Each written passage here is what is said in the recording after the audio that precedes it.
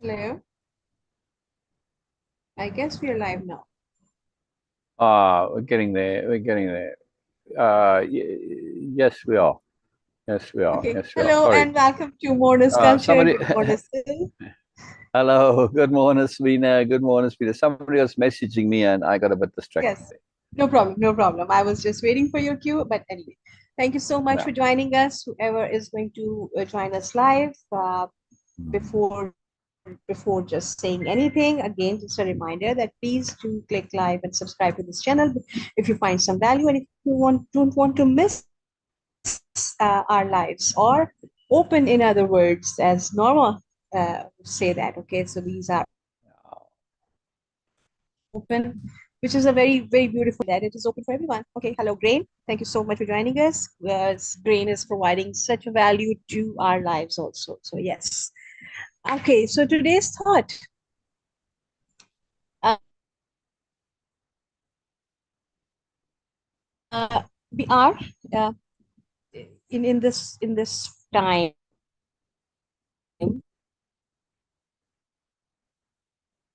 right now, all around the certainty, a lot of unpredictability, changing a lot. Again, yesterday we were talking about that. Okay, we have some association with the change and newness with chaos. When things happens abruptly, other than what we have planned for, other than what we were expecting, we assume it and we connect it with chaos. So same thing here. When we have uncertainty, when we have unpredictability, when we have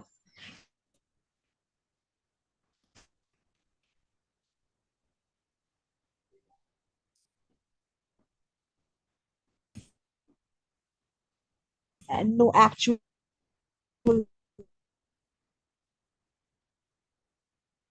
data of exactly how things are going to be. This is really, really helping, and actually being able to things about like, yes, it's an unpredictable time. Economically, it's an uncertainty there.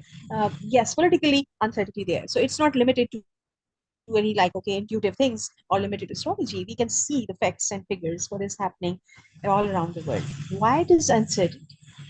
Because people having a sense of freedom, and they want to practice and exercise that freedom of being, that freedom of speech, that freedom of actions also. And when people have this thing, and you have going through a lot of events like in US elections, and in other countries also, and some economic situations, and some, of course, political situation and other situations in that. Like we have a lot of places in the world. We know that, okay, what's going on there. We have this, the old paradigm thinking is that as a chaos.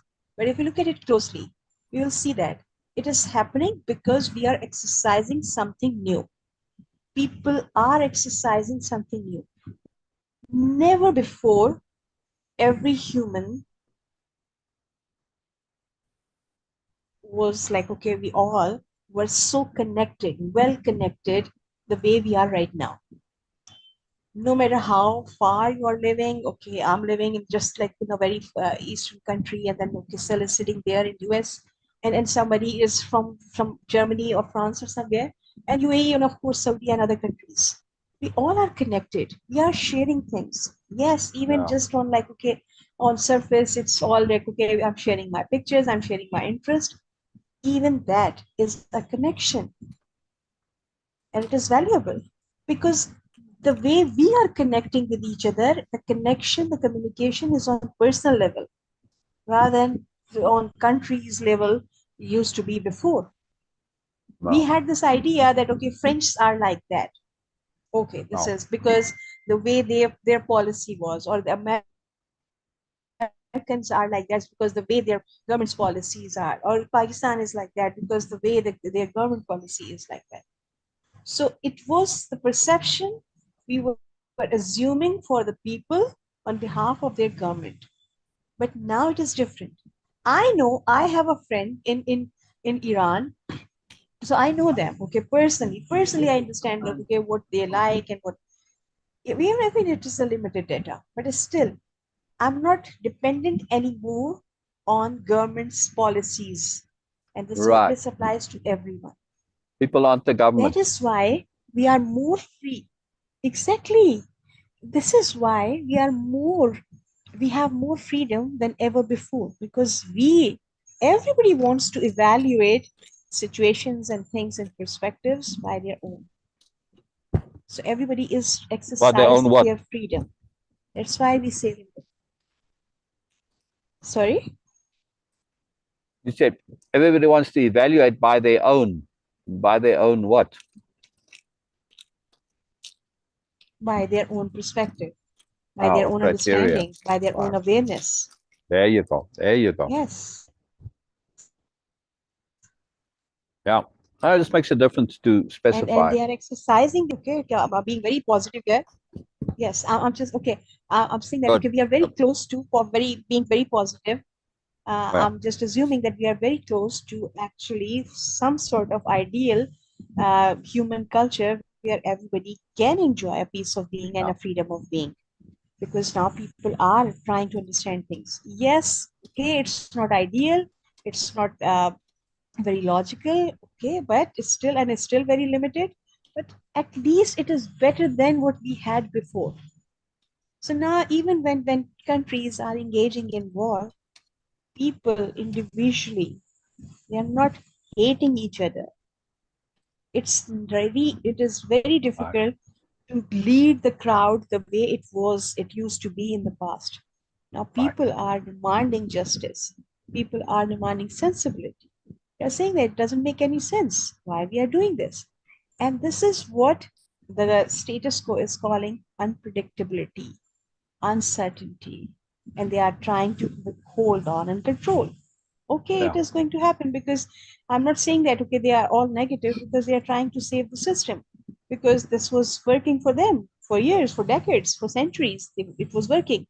But now it's a new world. It's a new world emerging, and now we have to adapt new things. Now, Yes. I want to understand before saying anything negative about America, I would say that no, I know American people. Okay, yes, policy, government policy. Okay, I do have my reservation. And same with American people who will say that, okay, oh yes, I know many people in Pakistan or in India or in Bangladesh or in Taiwan or wherever. You say that, okay, peoples are not like that. So I want to make my own decisions, which is not going to be based on government policy, and I'm Yeah. not going to follow that. So actually, it is very positive. This uncertainty, this chaos, okay, again, negative words, it is a it is a change which is coming.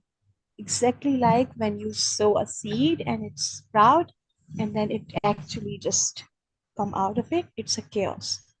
Every time, in every situation, growth is kind of like okay associated with chaos.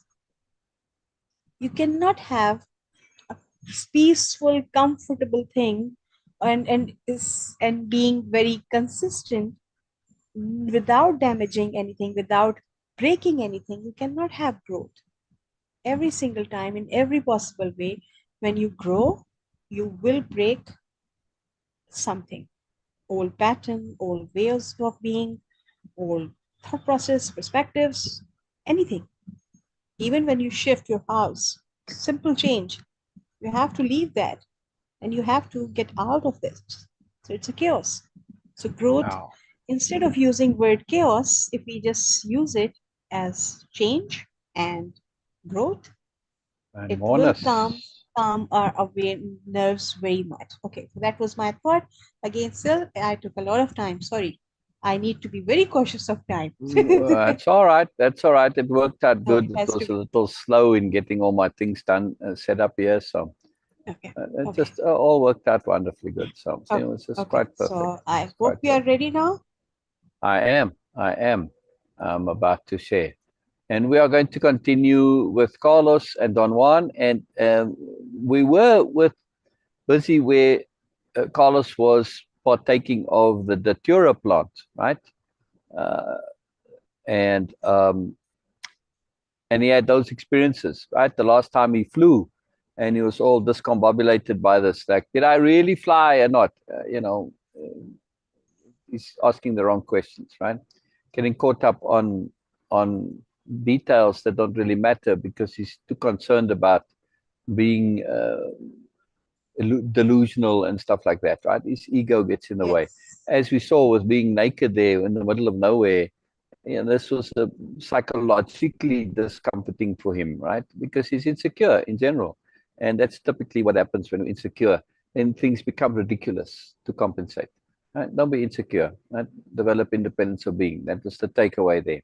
Now we are going to continue, and we are where Carlos now finally gets to experience the smoke.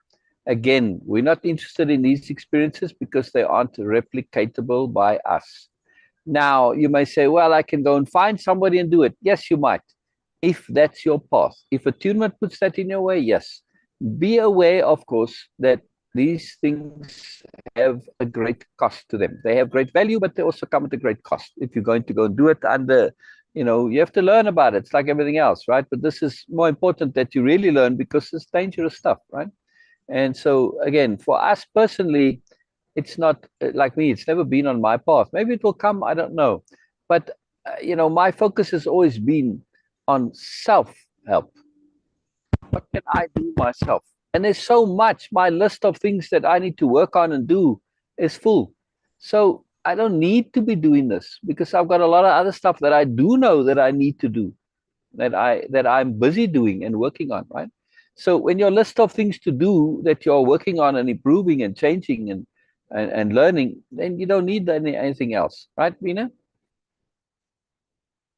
And you must be careful about looking at things to do that come afterwards and wanting to do them before, rearranging the order in which to do things. Then you're just going to cause trouble for yourself. All right. Let me, you know what? I must re-screen share to choose the option to share only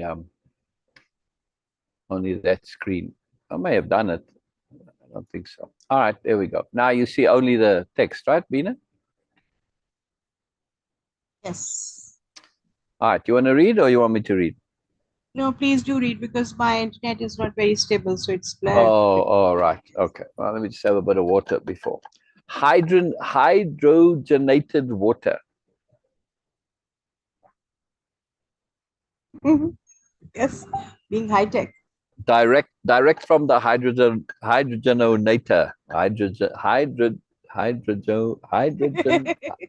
Hydrogenator. Blah, blah, blah, blah. Exactly like when exactly like how I was trying to pronounce that hallucinogenic, something like that. So yeah. Hallucino. Say it that way. Hallucino. Hallucino. And then what's the last part? Genic. There you go. Yeah. Hallucinogenic. Yeah. Hallucinogenic. Yeah. So hydrogenator. Yeah. All right. There we go. Tuesday, 31 December, 1963. I do believe Carlos's birthday is on Christmas Day, 25 December, by the way. Yeah. Anyway, on Thursday, 26 December, I had my first experience with Don Juan's ally, the smoke. All day I drove him around and did chores for him. We returned to his house in the late afternoon. I mentioned that we had had nothing to eat all day. He was completely unconcerned over that. I don't know, it just amuses me. Instead, he began to tell me it was imperative for me to become familiar with the smoke. He said I had to experience it myself to realize how important it was as an ally.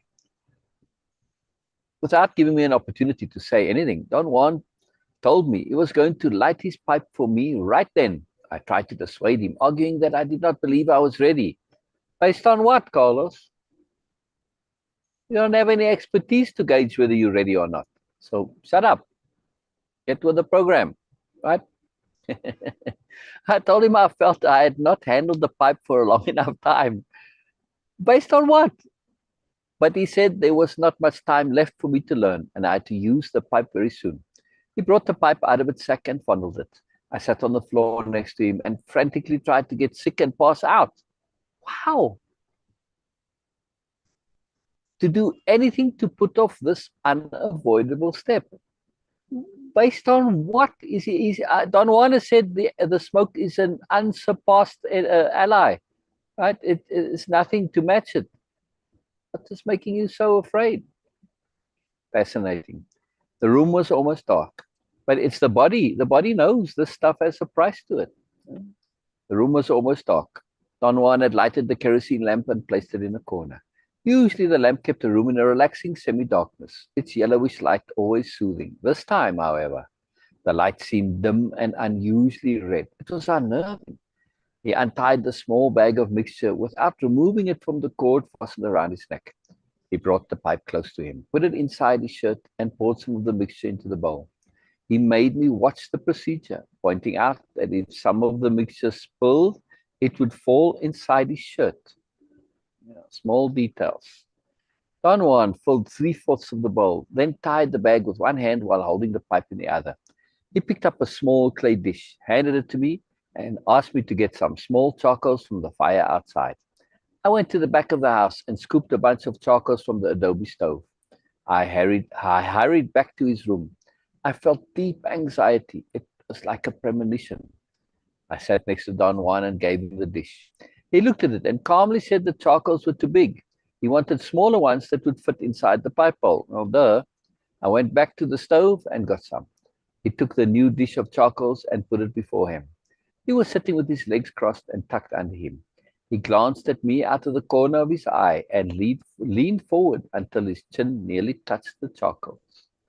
He held the pipe in his left hand and with an extremely swift movement of his right hand, picked up a burning piece of charcoal and put it into the bowl of the pipe. Then he sat up straight and, holding the pipe with both hands, put it to his mouth and puffed 3 times. He stretched his arms to me and told me in a forceful whisper to take the pipe with both hands and smoke. The thought of diffusing the pipe and running away crossed my mind for an instant. But Don Juan demanded again, still in a whisper, that I take the pipe and smoke. I looked at him. His eyes were fixed on me, but his stare was friendly, concerned. It was clear that I had made the choice a long time ago. There was no alternative but to do what he said. Now, Carlos doesn't say what choice. Obviously, the choice to be with Don Juan and partake in Don Juan's teachings. In other words, the choice to be an apprentice, right? He made that choice, so no alternative. I took the pipe and nearly dropped it. It was hot. I put it to my mouth with extreme care because I imagined its heat would be intolerable on my lips. But I felt no heat at all. Don Juan told me to inhale. The smoke flowed into my mouth and seemed to circulate there. It was heavy. I felt as though I had a mouthful of dough. The simile occurred to me, although I had never had a mouthful of dough. The smoke was also like menthol. Minty, in other words. Yeah? And the inside of my mouth suddenly became cold. It was a refreshing sensation. Again, I heard Don Juan whispering. I felt the smoke deep inside my body freely, almost without my control. I needed no more urging from Don Juan. Mechanically, I kept inhaling. Suddenly, Don Juan leaned over and took the pipe from my hands. He tapped the ashes gently on the dish with the charcoals. Then he wet his finger with saliva and rotated it inside the bowl to clean its sides. He blew through the stem repeatedly. I saw him put the pipe back into its sheath. His actions held my interest. When he had finished cleaning the pipe and putting it away, he stared at me, and I realized for the first time that my whole body was numb, mentholated. My face felt heavy and my jaws hurt. I could not keep my mouth closed, but there was no saliva flow. My mouth was burning dry, and yet I was not thirsty. I began to sense an unusual heat all over my body, a cold heat. My breath seemed to cut my nostrils and upper lip every time I exhaled, but it didn't burn. It hurt like a piece of ice. Don Juan sat next to me, to my right, and without moving held the pipe sheath against the floor as though keeping it down by force. My hands were heavy, my arms sagged, pulling my shoulders down. My nose was running. I wiped it with the back of my hand, and my upper lip was rubbed off. Well, I wiped my face, and all of my flesh was wiped off. I was melting. I felt as if my flesh was actually melting. I jumped to my feet and tried to grab hold of something, anything with which to support myself. I was experiencing a terror I had never felt before. I held onto the pole that Don Juan keeps stuck on the floor in the center of his room. Pole dancing. Okay, I'm teasing a little bit, Don Juan, but Don Ganara would appreciate my joke. I stood there for a moment. Then I turned to look at him. He was still sitting motionless, holding his pipe, staring at me. My breath was painfully hot or cold. It was choking me. I bent my head towards the rest to rest it on the pole, but apparently I missed it, and my head kept on moving downward towards the point where the pole was. I stopped when I was nearly down on the floor. I pulled myself up. The pole was there in front of my eyes. I tried again to rest my head on it. I tried to control myself and to be aware, and kept my eyes open as I leaned forward to touch the pole with my forehead. It was a few inches from my eyes, but as I put my head against it, I had the queerest feeling that I was going right through it. In a desperate search for rational explanation, I concluded that my eyes were distorting depth and that the pole must have been 10 feet away. If you ever find yourself saying must have, stop, check, reevaluate. Yes, be aware, be cautious, maybe even be afraid. Must have causes all sorts of trouble. You can rearrange your entire world because of must have or must be. Yes, be very careful of those. Very, very, very careful. Yes. Very, very careful. Yes, they're dangerous. Super, super dangerous. As we see here with collars. Right, not that it's dangerous in the sense of physical danger, which of course it can be. People get into all sorts of trouble because, oh, well, this person must be friendly because of whatever. And then they're not. They're criminals, right? So be careful, right? Just be aware that you're making a unfounded assumption simply based on your assumption. Yeah, that's not good. That's not good, right? The pole must have been 10 feet away. And the danger here for Carlos is that he fails to learn. He fails to experience something within its own context. And his rationalizations make him do unnecessary things. He's expending all of this energy, this precious time on trying to do something according to his must be. His must be is not valid. But he cannot believe that his must be is not valid. And that's the problem, right? You get caught up in a bubble because of must be. The pole must have been 10 feet away, even though I saw it directly in front of my face. I then conceived a logical, rational way to check the position of the pole. I began moving sideways around it, one little step at a time. My argument was that in walking around the pole in that way, I couldn't possibly make a circle more than 5 feet in diameter. If the pole was really 10 feet away with me or beyond my reach, a moment would come when I would have my back to it. I trusted that at that moment the pole would vanish, because in reality, it would be behind me. Just put your arms around the pole, dude, and then, pull them towards you and see what happens. But anyway, I then proceeded to circle the pole, but it remained in front of my eyes as I went around it in a fit of frustration. Yeah, bad character again now. I grabbed it with both my hands, but my hands went through it. I was grabbing the air. I carefully calculated the distance between the pole and myself. See, Carlos is unable to comprehend any other reality other than his own. And now he gets caught up in this trivial, absolute trivial nonsense, right? And, this actually happens with arguments, especially between people who really love each other, right? Or very close to each other. They can't comprehend that the person they love has a different reality to them. And this is the reality. So it's a marvelous thing, actually. It's not a negative. I carefully calculated the distance between the pole and myself. I figured it must be 3 feet. That is, my eyes perceived it as 3 feet. I played for a moment with the perception of depth by moving my head from one side to the other, focusing each eye in turn on the pole and then on the foreground. According to my way of judging depth, the pole was unmistakably before me, possibly 3 feet away. Stretching out my arms to protect my head, I charged with all my strength. Even with your arms protecting your head, you can still hurt your arms or whatever. Really? I charged with all my strength. Where was this now? The sensation was the same. I went through the pole. Really. Just this time, I went all the way to the floor. I stood up again, and standing up was perhaps the most unusual of all the acts I performed that night. I thought myself up. I've experienced this in dreams. It's very cool. And flying in dreams too, by thought, yeah, by will actually also. You like will yourself up. It's a very distinct feeling, that willing yourself to fly and zoom around. It's a very cool feeling. I've done it many times. I stood up again, and standing up was perhaps the most unusual of all the acts I performed that night. I thought myself up. In order to get up, I did not use my muscles and skeletal frame in the way I'm accustomed to doing, because I no longer had control over them. I knew it the instant I hit the ground, but my curiosity about the pole was so strong. I thought myself up in a kind of reflex action, and before I fully realized I could not move, I was up. Now, see how Carlos's rationality is a major detriment to him. He's thinking rationally about the pole, and he's so focused on that as a reflex, he does something that's non-rational.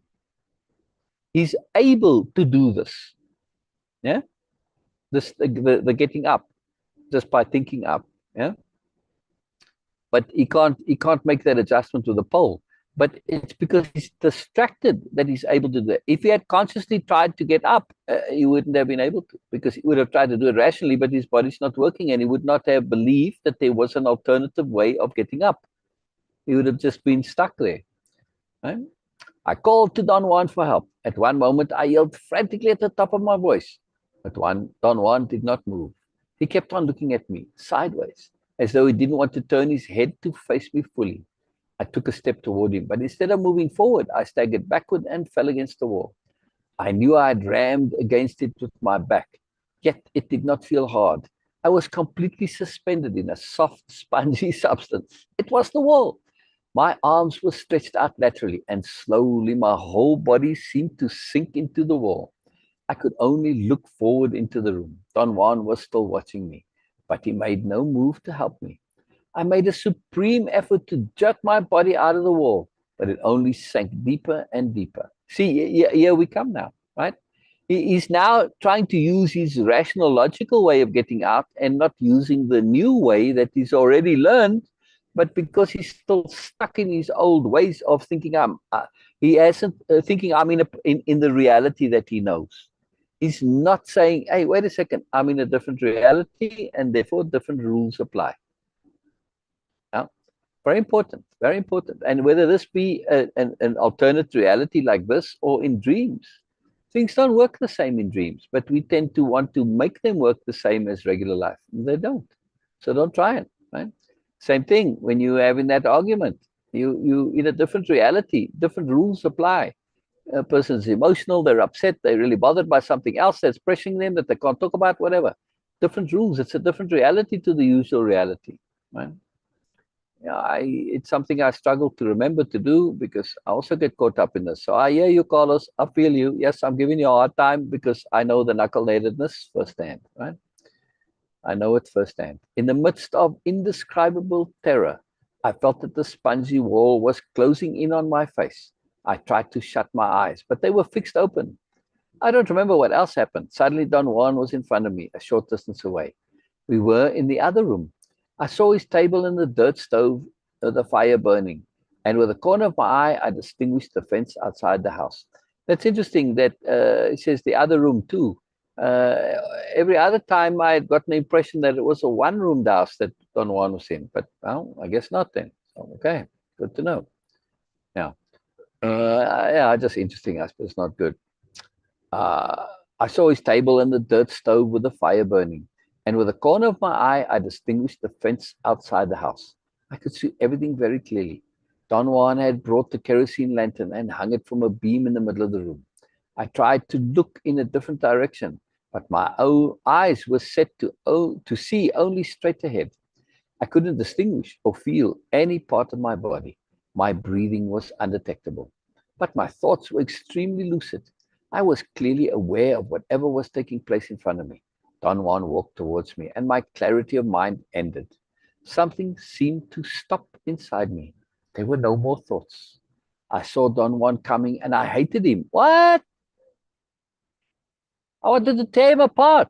I could have killed him then, but I could not move. Really? Seriously, Carlos? You got some anger issues, boy.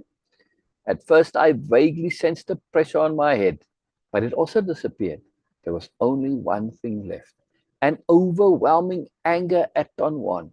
I saw him only a few inches from me. I wanted to claw him apart. I felt I was groaning. Something in me began to convulse. I heard Don Juan talking to me. His voice was soft and soothing, and I felt infinitely pleasing. He came even closer, and started to recite a Spanish lullaby. Lady Saint Anna, why does the baby cry? For an apple he has lost. I will give you one. I will give you two. Doesn't translate so well into English, but anyway, yeah, yeah. Señora Santa Ana, porque lora el niño por una manzana que se la ha perdido. Yo la dará una, yo la dará dos. Una para el niño y otra para vos. Yeah, see, there's a rhyme in there. Yeah, all right. Oh, one for the boy and one for you. I will give you one. I will give you two. One for the boy and one for you. Ah, there's the rhyme now. All right. Okay. A warmth pervaded me. It was a warmth of heart and feelings. Don Juan's words were a distant echo. They recalled the forgotten memories of childhood. The violence I had felt before disappeared. The resentment changed into a longing, a joyous affection for Don Juan. He said I must struggle to not fall asleep, that I no longer had a body and was free to turn into anything I wanted. So this is, in other words, he can transform. Right? Transmute, become a bird, whatever, a snail, a lizard, whatever you want. Okay. Not sure anybody would particularly choose a snail, but you never know. Yeah. And was free to turn into anything I wanted. He stepped back. His eyes were at a normal level, as though I was standing in front of him. He extended both his arms toward me and told me to come inside them. Either I moved forward or he came closer to me. His hands were almost on my face, on my eyes, although I did not feel them. Get inside my chest, I heard him say. Wonderful, wonderful, wonderful. In other realities, all sorts of magical things can happen. Why is the quotation marks there? I'm trying to fix it and it doesn't do it. There we go. Get inside my chest, I heard him say. I felt I was engulfing him. It was the same sensation of the sponginess of the wall. Then I could hear only his voice commanding me to look and see. I could not distinguish him anymore. My eyes were apparently open, for I saw flashes of light on a red field. It was as though I was looking at a light through my closed eyes. Then my thoughts were turned on again. They came back in a fast barrage of images, faces, scenery. Scenes without any coherence popped up and disappeared. It was like a fast dream in which images overlap and change. Then the thoughts began to diminish in number and intensity, and soon they were gone again. There was only an awareness of affection, of being happy. I couldn't distinguish any shapes or light. All of a sudden, I was pulled up. I distinctly felt I was being lifted, and I was free, moving with tremendous lightness and speed in water or air. I swam like an eel. I contorted and twisted and soared up and down at will. I felt like a cold wind blowing all around me. I felt a cold wind blowing all around me, and I began to float like a feather back and forth, down and down and down. I woke up Saturday, 28 December 1963. I woke up yesterday, late in the afternoon. Don Juan told me I had slept peacefully for nearly 2 days. I had a splitting headache. I drank some water and got sick. I felt tired, extremely tired. And after eating, I went back to sleep. energy, right? All of these wonderful things, they take tremendous, tremendous, tremendous energy. Yes. And anytime you're dealing with anything that really affects and alters you in a very profound way, it's very taxing energetically. Yes. And one of the dangers of it. Yeah? I woke up yesterday in the late afternoon. Oh, went back to sleep. Today I felt perfectly relaxed again. Don Juan and I talked about my experience with a little smoke, thinking that he wanted me to tell the whole story the way I always did. I began to describe my impressions, but he stopped me and said it was not necessary. He told me I had really not done anything and that I had fallen asleep right away. So there was nothing to talk about. How about the way I felt? Isn't that important at all? I insisted. No, not to the smoke. Later on, when you learn how to travel, we will talk. When you learn how to get into things. Here Carlos goes with his nonsense again. Does one really get into things? Don't you remember? You went into and through that wall. I think I really went out of my mind, is big fear. Yeah. No, you didn't. Did you behave the same way I did? Did you behave the same way I did when you spoke for the first time, Don Juan? No, it wasn't the same. We have different characters. How did you behave? Don Juan did not answer. I rephrased the question and asked it again. But he said he did not remember his experiences and that my question was comparable to asking a fisherman how he felt the first time he fished. He said the smoke was an ally, as an ally was unique. And I reminded him I had also said Mescalito was unique. He argued that each was unique, but that they differed in quality.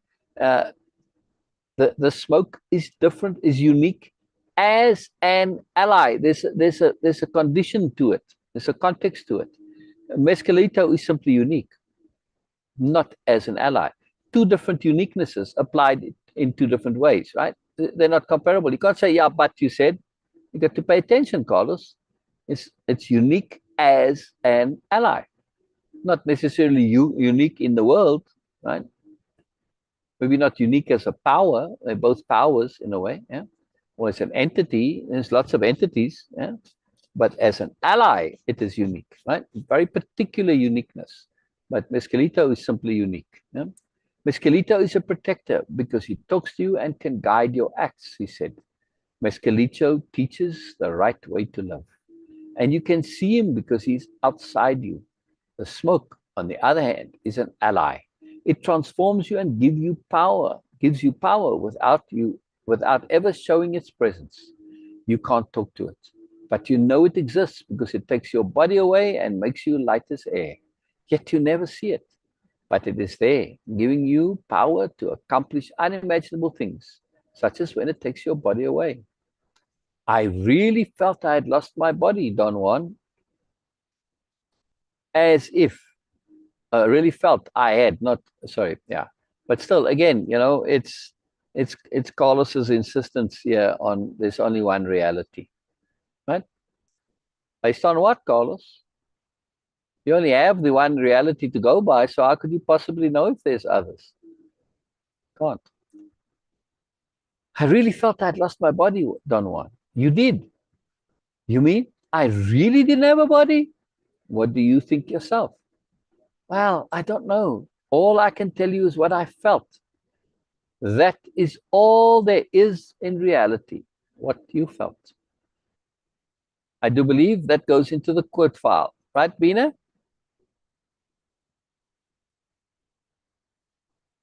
Yes. Beena? Yes. I'm just adding it in there. You don't see me adding it because Yes.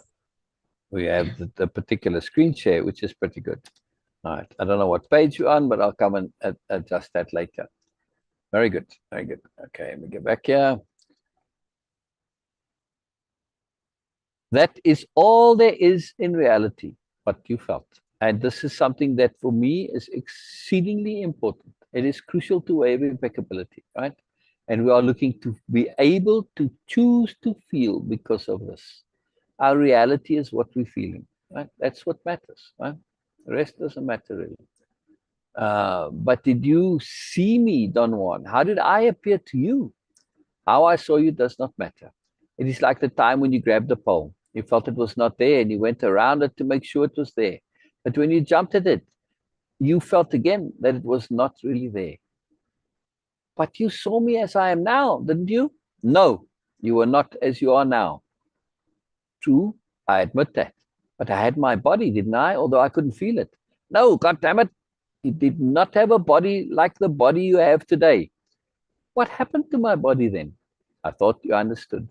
The little smoke took your body. But where did it go? How in the hell do you expect me to know that? Juan being a little irritated with Carlos here, but drop. It was useless to persist in trying to get a rational explanation. See, this rationality for Carlos is very important to his ego because he grew up in South America and he came to LA. And he has a bit of an inferiority complex because of this, right? And his rationality is him getting away from his, country, primitive, whatever roots, right? And so this being rational and being a Westerner and being superior because of your rationality, this is all very important to him. It's a common theme. It's a very common theme, right? And people fear the irrational and the non-usual because they associate it with being primitive and backward. And of course, on the hierarchy, that puts you low down. See? So high in the hierarchy, be rational. I told him, there's something missing here. I asked stupid questions, but something. But if I accepted the idea that it was possible to lose my body, it's a pity. There's something missing there. Beena dropped. He said that I was exaggerating as usual, and that I did not, nor was I going. A little smoke. Again, the whole paragraph is a bit lost here, unfortunately. Yeah. Hmm.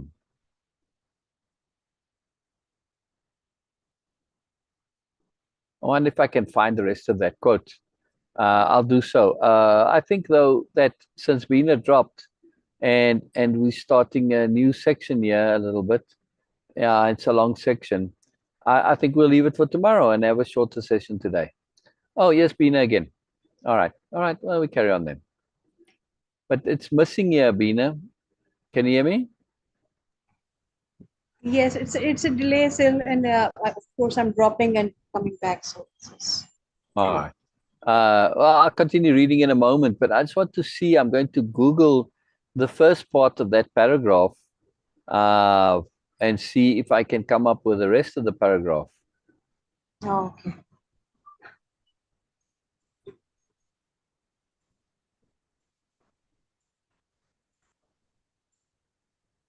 I guess it seems to matter, but yeah. It'll be interesting to see. Here we go. Here we go. Yep. Yep. Yep. Thank you, Google. Thank you, Google. Unless it's the same file that I already have, then it won't, we'll see. It's just loading. It's just loading. I'm keen to know. Okay, now I'm gonna do Control F.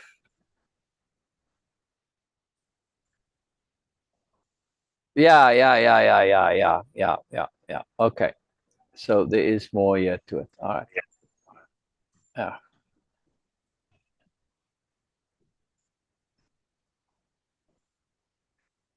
There we go. There we go. I like fixing things like this right away, because otherwise you tend not to ever to come back to it. You know what I mean? So yeah. How in the hell do you expect me to know that? It was useless to persist in trying to get a rational explanation. I told him I did not want to argue or to ask stupid questions, but if I accepted the idea that it was possible to lose my body, I would lose all my rationality. You see this mistaken, that is irrational right there, Carlos. But anyway, he said I was exaggerating as usual and that I did not, nor was I going to lose anything because of the little smoke. Yeah. Excellent. Tuesday, 28 January 1964. I asked Don Juan what he thought of the idea of giving the smoke to anyone who wanted the experience. That's an interesting question. Yeah. He indignantly replied that to give the smoke to anyone would be just the same as killing him, for he would have no one to guide him. Again, see, this is very important to understand with these things. People learned by trial and error, and, obviously learned via others. And okay, I'm going to do this. Let me try it. And it didn't work. And all right, well, he died. All right, I won't do that either. So it's over long periods of time, this knowledge is accumulated at a high cost. So that's why it's helpful to get a guide. I asked Don Juan to explain what he meant. He said I was there, alive, and talking to him because he had brought me back. He had restored my body. Without him, I would never have awakened. How did you restore my body, Don Juan? You will learn that later. But you will have to learn to do it all by yourself. That is the reason I want you to learn as much as you can while I am still around. You have wasted enough time asking stupid questions about nonsense. But perhaps it is not your destiny to learn about the little smoke. Well, what shall I do then? Let the smoke teach you as much as you can learn. Does the smoke also teach? Of course it teaches. Does it teach as Mescalito does? No, it is not a teacher as Mescalito is. It does not show you the same things. But what does the smoke teach then? It shows you how to handle its power, and to learn that you must take it as many times as you can. Your ally is very frightening, Don Juan. It was unlike anything I had experienced before. I thought I had lost my mind. That's the thing that terrifies you, not the smoke. For some reason, this was the most poignant image that came to mind. I viewed the total event from the peculiar stand of having had other hallucinogenic experiences from which to draw a comparison. And the only thing that occurred to me over and over was that with the smoke, one loses one's mind. Yeah, sad. Insecurity. Anyway, Don Juan discarded my simile, saying that what I felt was its unimaginable power. And to handle that power, he said, one has to live a strong life. The idea of a strong life not only pertains to the preparation period, but also entails the attitude of the man after the experience. He said the smoke is so strong, one can match it only with strength. Otherwise, one's life would be shattered to bits. All right, so yes, more missing here.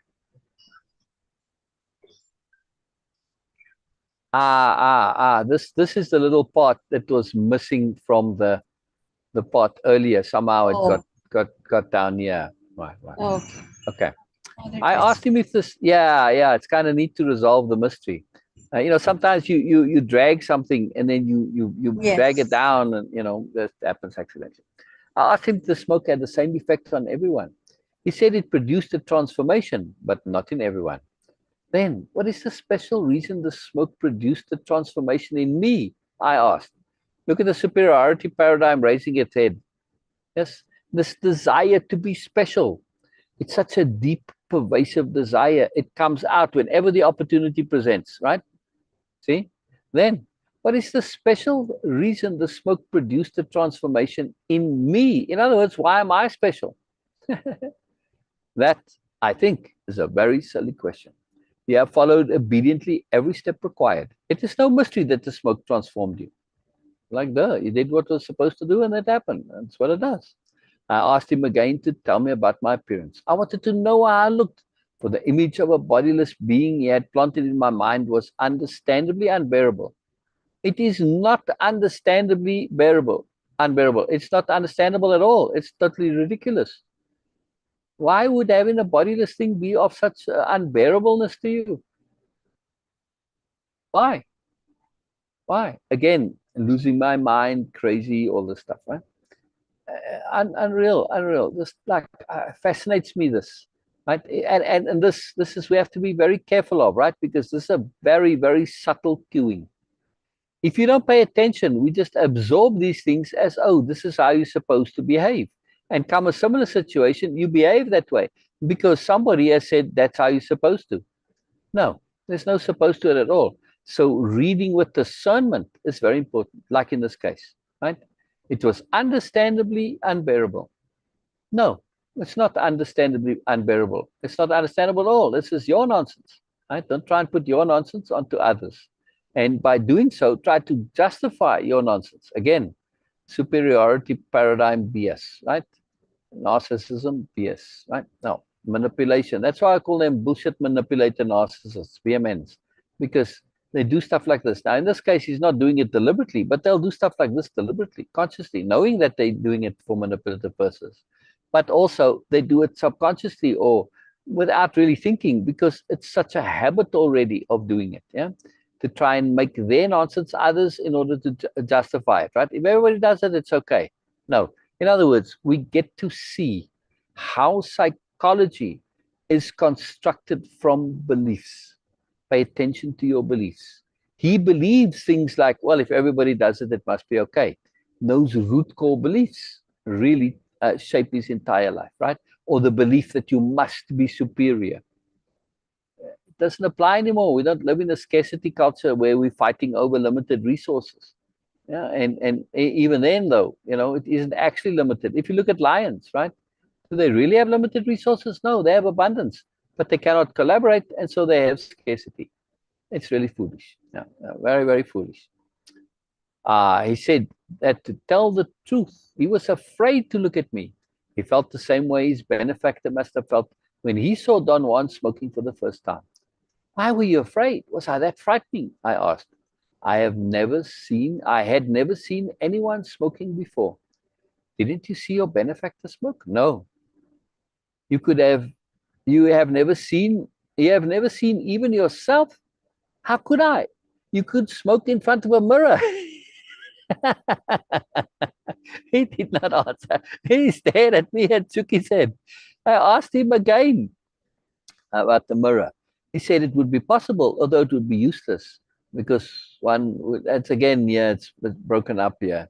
Because one would, yeah, anyway, I said, then one must look frightful. I have wondered all my life about the same thing, he said. Yet I did not even think of that. How can I find out then? You will have to wait the same way I did until you give the smoke to someone else. If you ever master it, of course. Then you will see how a man looks. That is the rule. What would happen if I smoked in front of a camera and took a picture of myself? I don't know. The smoke would probably turn against you. But I suppose you find it so harmless, you feel you can play with it. I told him I did not mean to play, but that he had told me before that the smoke did not require steps. And I thought there would be no harm in wanting to know how one looked. He corrected me, saying that he had meant there was no necessity to follow a specific order, as there is with the devil's weed. All that was needed with the smoke was the proper attitude, he said. From that point of view, one had to be exact in following the rule. He gave me an example, explaining that it did not matter what ingredient for the mixture was picked first, as long as the amount was correct. I asked him if there would be any harm in me telling others about my experience.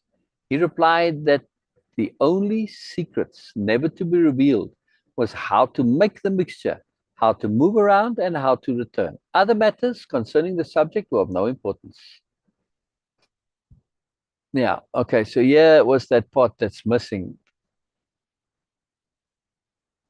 where he says, if it were possible, I would probably, to look in a mirror, I would probably die of fright. Yeah. Well, it's all mixed up and jumbled up. All right, chapter 8, this perfect place for us to leave it, and we'll end it right there for today. We'll come back on chapter 8. It's nice when one can end right on the chapters and look at just right on the time too, more or less. Now, we're not always an hour. We try more or less, but sometimes we go 2 hours. Sometimes we do a bit less, but we try for an hour more or less. It's just a good time, kind of a nice time. It works out well. All right, brilliant, brilliant. Thank you, everyone. And I will admonish you, no, not admonish, recommend. I'm in Don Juan's mindset here with admonish. I recommend that, you train your algorithm, like ours. If you like this kind of content, click like, share, comment, right? All those things tell the algorithm is important to you. Why does this matter? Because then the algorithm will bring you more. Yeah, and the same applies in life. Give attention. Carlos, you're paying attention to nonsense things, you're going to get nonsense things in your life. Yeah, pay attention to what you pay attention to. Attention is a power. Attention is a power. Yeah, I'll say it one more time. Attention is a power. Very powerful power. Use it wisely. Don't waste it. Don't squander it on nonsense. Yes. Pay attention appropriately. Very cool. All right. On that note, we'll end for today, and we shall be back. What is today? Thursday or Friday? Thursday. Woo! I gained a day. I thought maybe it was Friday. So brilliant. I like when I score a day. Bonus, bonus, bonus. Very good indeed. Very cool. Very cool. All right. All right. Bye-bye, everybody. I shall see you tomorrow. Let me get out of screen share so I can end everything. So, all right. Bye.